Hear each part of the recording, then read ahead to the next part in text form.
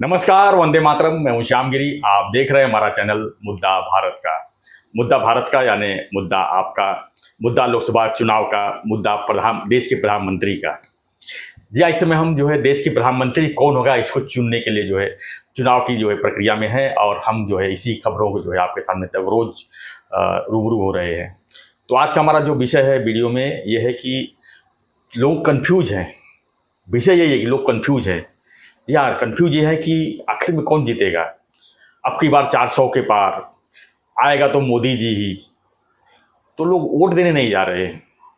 Vote की प्रक्रिया भी कम हो रही है, और वोट की प्रक्रिया कम होती है तो बहुत कुछ पीछे रह जाता है। तो इसी पर हम थोड़ा चर्चा कर लेंगे। हमारे साथ में विवेक जोशी जी राजनीतिक विशेषज्ञ भी हैं, सीनियर एडवोकेट हैं। हम इनसे जानेंगे कि लोगों को कन्फ्यूजन कैसे दूर किया जा सकता है। आखिर में लोग कंफ्यूज क्यों हैं वोट देने के लिए, क्योंकि इस बार 2024 का जो चुनाव है काफ़ी कुछ मायने रखता है, हमारे देश के लिए भी काफ़ी मायने रखता है। सर, आपका स्वागत है हमारे चैनल में। धन्यवाद। क्या कहेंगे सर इस प्रकार जो कन्फ्यूजन है, खासकर हम आज कन्फ्यूजन पे डिस्कस कर लेते हैं। कन्फ्यूजन लोगों में बना हुआ है कि वोट किसको दें, कौन आएगा। तो हमने अभी इसके पहले वीडियो थोड़ा देर पहले बनाया कि आप प्रधानमंत्री का चेहरा देख के वोट दीजिए, उम्मीदवार को मत देखिए, क्योंकि यहाँ पर दो ही चीज़ है। आप जो वोट देने जा रहे हैं, एक प्रधानमंत्री चुनने जा रहे हैं। आपकी क्या ख्याल है इस पे? सर, कंफ्यूजन जो है वो इसलिए है क्योंकि कंफ्यूजन क्रिएट किया हुआ है जी। ये हिंदुस्तान का शायद पहला चुनाव होगा जो डिसेप्शन पे लड़ा जा रहा है। मतलब जानबूझ के क्रिएट किया हुआ कंफ्यूजन है वोटर्स के माइंड में। अब क्या हो रहा है अगर आप देखिए, मैं जैसे पिछले हफ्ते और ये आज का दिन, आज की सुबह मैंने कई सारे चैनल देखे।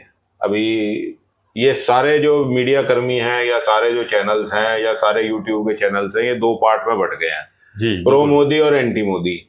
प्रो मोदी वाले जो चैनल हैं वो कहते हैं कि भाई मोदी जी जीत रहे हैं, 400 के पार आएंगे, 372 तो निश्चित है, 303 आएगा, 325 आएगा, जो भी है। उसके बाद जो है एंटी मोदी वाले जो चैनल हैं, वो चैनल्स का क्या कहना है कि भाई मोदी जी का रथ रुक रहा है, फलानी जगह रुक रहा है, अभी ये नंबर ऑफ जो वोट परसेंटेज गिर गई है, तो इसकी वजह से जानबूझ के मतलब बीजेपी के वोटर्स बाहर नहीं निकल रहे हैं। तो इस वजह से ये मैं आपको बता रहा हूँ, एक जानबूझ के कंफ्यूज करने की सिचुएशन क्रिएट करी जा रही है मार्केट में, जिससे वो वोटर जो देखिए, दो तरह के वोटर हैं। एक तो वोटर है जो मतलब मन से एक पार्टी को बिलीव करता है, उसकी आइडियोलॉजी में बिलीव करता है। भाजपा के वोटर है वो मरते मरते भाजपा को वोट देंगे, कांग्रेसी वोटर है वो कांग्रेस को ही वोट देंगे, बसपा वाला बसपा को ही देगा, एसपी वाला एसपी को ही देगा। लेकिन जो बीच में कुछ फ्लोटिंग वोटर्स हैं जिनकी तादाद ज्यादा है, जो एक्चुअल में आज की डेट में मुद्दों पे वोट करते हैं जी। तो वो जो मूविंग वोटर्स हैं वो किसकी तरफ जाएंगे, ये पूरा डिसेप्शन का जो गेम प्लान है ये उनको डिसीव करने के लिए बनाया गया है। तो हम निर्णायक वोटर किसको समझे? सर, निर्णायक वोटर तो वही है जो अभी अनडिसाइडेड है, जो वोट डालने से पहले अपना डिसीजन देगा। अभी आप आज भाजपा के वोटर्स को बोलेंगे वो तो जाके कमल का फूल ही दबाएंगे, बाकी आप कांग्रेस के वोटर्स को देंगे, उनकी तरफ से कोई खड़ा कर दो, उन्होंने कांग्रेस के हाथ पे ही वोट दबाना है। अभी एनसीपी में भी अगर आप देखिए तो दो है, एक शरद पवार जी की पार्टी है और एक उनके भतीजे की पार्टी है, अजीत दादा। अब जो अजीत दादा के फेवरेबल है उन्होंने अजीत दादा को ही देना है, और जो शरद पवार साहब के उन्होंने तुतारी पे बटन दबाना है।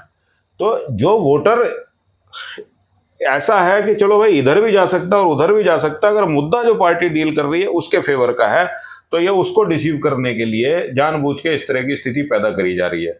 और वही वोटर है जो बाहर नहीं निकलेगा इलेक्शन में, अगर उसे अपना मुद्दा प्रखर रूप से चलता हुआ नहीं दिखेगा। अब क्या हो रखा है सर, जितने भी आज आप चैनल देखो, सबने मैं कहता हूं कि मतलब सबने जो अपने कोई डायरेक्टली, इनमें पत्रकार तो बहुत कम है जो एक्चुअल में जमीन पे घूम के खबर ला सकते हो। इनमें हैं कौन? पढ़े लिखे लोग हैं, बैंक मैनेजर्स हैं, आईआईटी पास लोग हैं, एमबीए करे हुए लोग हैं, इस तरह के लोग हैं। वो क्या करते हैं, पुराने 15-20 साल का डेटा एक्सेल शीट पे डाला और उस पर व्हाट इफ एनालिसिस करी और बता दिया कि जी 4% अगर वोट कम हो रहे हैं तो इसका मतलब ये हो रहा है, 5% वोट कम हो रहे हैं तो ये हो रहा है, मोदी जी का 2% वोट कम होगा तो ये होगा, फलाने की इतनी सीट कम होगी तो ये होगी। ये सारा का सारा जो तरीका है ना, ये एक डिसीव करने का तरीका है, एक स्टैटिस्टिक्स को बताने का तरीका। अब मैं आपको बताऊं, जो स्टैटिस्टिक्स कोई आदमी आपको बता रहा है सर, वो पुरानी स्टैटिस्टिक्स बता रहा है, आगे वाले तो फैक्ट्स आपके सामने आए नहीं अभी। पहले और अब के चुनाव में फर्क क्या है? पहले कोई आदमी बहस करता था तो एग्जिट पोल के ऊपर बहस करता था, पत्रकार लोग जाते थे, बकायदा एग्जिट पोल करते थे, लोगों को पता रहता था। आज की डेट में किसी को पता ही नहीं है। 5 स्टार होटलों में बैठे हैं, बड़े बड़े कमरों में बैठे हैं, एसी कमरों में बैठे हैं, हाँ बताइए साहब क्या होगा। अब वो कहता है जी मैंने 2004 से डेटा देखा, 2004 में ये हुआ था। अरे 2004 के मुद्दे अलग थे जी, 2019 के मुद्दे अलग थे, आज के अलग है। आज के अलग हैं। अब आप कहो कि मैं भी ये मानता हूँ कि सर क्या परसेंटेज ऑफ वोटिंग है वो कम हुई है। अब उसके कारण अगर हम जाएंगे तो और बहुत सारे कारण हैं, लेकिन क्या है सर, आज आप किसी भी नेता की मतलब आप बात करने का तरीका देख लो, हम तो निश्चित तौर पे ही जीत रहे हैं। आपको याद होगा कि जब अखिलेश यादव जी पुराना चुनाव लड़ रहे थे तो उन्होंने टीवी पे आके बड़े बोल्डली एक अपने अंदाज में कहा था कि कल रात मेरे भगवान कृष्ण सपने में आए, बोले तुम्हारी सरकार बन रही है, और अगली तारीख में सुपड़ा साफ हो गया। अच्छा, ये खाली अखिलेश जी के साथ नहीं है, अभी आप भारतीय जनता पार्टी के अमित शाह जी को देखिए। अमित शाह जी ने भी जब कांग्रेस इधर का चुनाव लड़ा वेस्ट बंगाल का, उसमें बोला हमारी 200 सीट आ रही है, आई 71, लास्ट दिन तक बोलते रहे 200 सीट आ रही है।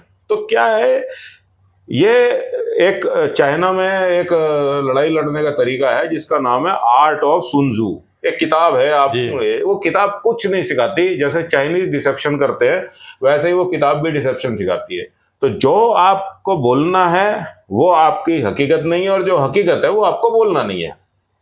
तो जमीन पे जो हो रहा है वो क्या हो रहा है किसी को मालूम नहीं। आज जो वोटर गया वो भाजपा को वोट दे के आया या कांग्रेस को वोट दे के आया या इंडिया अलायंस को वोट दे के आया, किसी को मालूम नहीं। लेकिन कोई कह रहा है जी मोदी जी का 272 पे रुक जाएगा।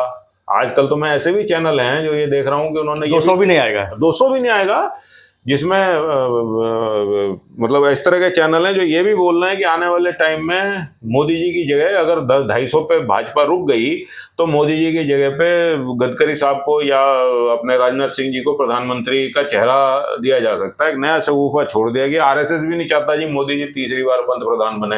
अरे भाई, जो चुनाव का चेहरा है, जो लेके चला है, वही तो जीत के लाएगा और वही बनेगा। अब ये सब चीज क्या है, डिसेप्शन है। आज अगर ये विरोधी पार्टियां ये बात ना बोलें, जो मुझे लगता है कि ये कहीं ना कहीं मतलब जैसे भाजपा ने एक नैरेटिव बनाना शुरू किया था कि इस बार हम 350 लाएंगे, इस बार हम 200 लाएंगे, तो कार्यकर्ता मोटिवेटेड होता था। अब ये सारे के सारे लोग जो हैं केजरीवाल जी से सीख के आ गए हैं जी। जो केजरीवाल जी एक अलग से नैरेटिव बनाते हैं तो केजरीवाल जी की पार्टी उसी हिसाब से नैरेटिव बनाती है। आज की डेट में किसी भी आप आदमी को आप बोलते हुए देखो, उसके मुख से एक बात निकल रही होगी और उसका जो फेस है वो अलग बात बोल रहा होगा। तो आपको उसकी बॉडी लैंग्वेज भी देखनी है कि ये क्या कह रहा है और उससे अंदाजा लगाना है। लेकिन आज मैं इतना आपको कह सकता हूं कि कोई भी चैनल जो है जो भी बोल रहे हैं, चैनल को छोड़ दीजिए, साइड में छोड़ दीजिए। जी सर, आप क्या मानते हैं क्या स्थिति बन रही है अगर वोट ऑफ परसेंटेज कम हो रहे हैं? अगर ओवरऑल अगर 7 राउंड के बाद हम डिस्कस करेंगे तो ओवरऑल मेरे ख्याल से 55% और 60 के बीच में होगा चुनाव प्रक्रिया।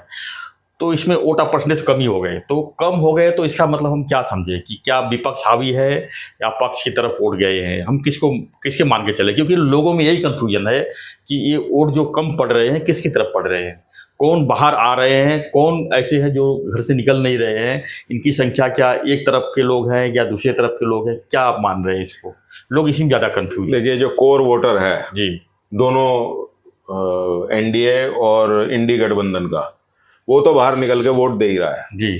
जो नॉन कोर वोटर है, जो अनडिसाइडेड वोटर है, उस पर फर्क पड़ रहा है। और तीसरा इसमें एक सबसे बड़ी चीज ये है कि सर आप देखेंगे जब वोट ऑफ परसेंटेज कम हो रही है, वो क्यों हो रही है वो भी आपको मैं बताता हूँ सर। एक वोटर का एक मोटिवेशन होता है, वोटर का क्या, किसी भी आदमी का काम करने के लिए मोटिवेशन होता है। अगर वो मोटिवेशन ही नहीं है तो सर वो जाएगा क्यों? हिंदुस्तान की काफी सारी जनता जो है वो गांव में रहती है और गरीबी के रेखा के नजदीक है। तो पूरा उनके लिए तो सर जब भी इलेक्शन होते थे उनके लिए तो वो इनकम का साधन था।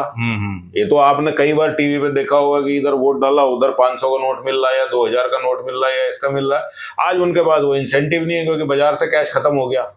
दूसरा, इलेक्शन कमीशन ने जो इतना कस दिया है कि भाई आप कैश कहीं पे भी ट्रांसफर नहीं कर सकते, तो कैश होगा नहीं तो बटेगा नहीं तो सर किसी को फायदा नहीं है। तो पहले तो एक बोतल और 500 रुपए के नोट पे हिंदुस्तान में वोट बटे हैं। या उन लोगों ने वोट डाल दिए जो लोग कभी बेचारे जा ही नहीं पाए, उनके नाम पे भी वोट डाले। तो आज ये आप मतलब एक ओवरऑल स्थिति देखिए। मैं जो समझता हूँ, मैं ये समझता हूँ जो कोर वोटर है दोनों पार्टीज का, वो तो जाके इलेक्ट कर रहा है, और जो फ्लोटिंग वोट है वो वोट परसेंटेज जिसकी तरफ जाएगा वो डिसाइड करेगी। और मुझे आज की डेट में ऐसा लगता है कि मुसलमान भी भारतीय जनता पार्टी को वोट देने लगे हैं। मैं ये नहीं कह रहा कि अगर 20 करोड़ मुसलमान हैं तो 20 के 20 करोड़ भारतीय जनता पार्टी को दे रहे हैं, लेकिन शायद 20 करोड़ में से 2 लाख मुसलमान ऐसे हैं जो भारतीय जनता पार्टी को वोट देना जिन्होंने शुरू किया। तो आप मतलब ये सारी चीजों को देखते हुए आप एक आज की डेट में वोटर को क्या चाहिए, वोटर को टीवी पे क्या चल रहा है वो देखने की जरूरत नहीं है। आप याद करिए मोदी जी का तीसरा इलेक्शन था जो गुजरात में लड़ा गया था। सारे पॉलिटिकल पंडितों ने कह दिया था 20 सीट से ऊपर नहीं आएंगी, और उस साल मोदी जी धूम धड़ाके से जीत के आए थे। तो टीवी पे बैठ के पॉलिटिकल पंडित बनना एक अलग बात है, और सड़क पे मुद्दा खड़ा करना और बात करना एक अलग बात है।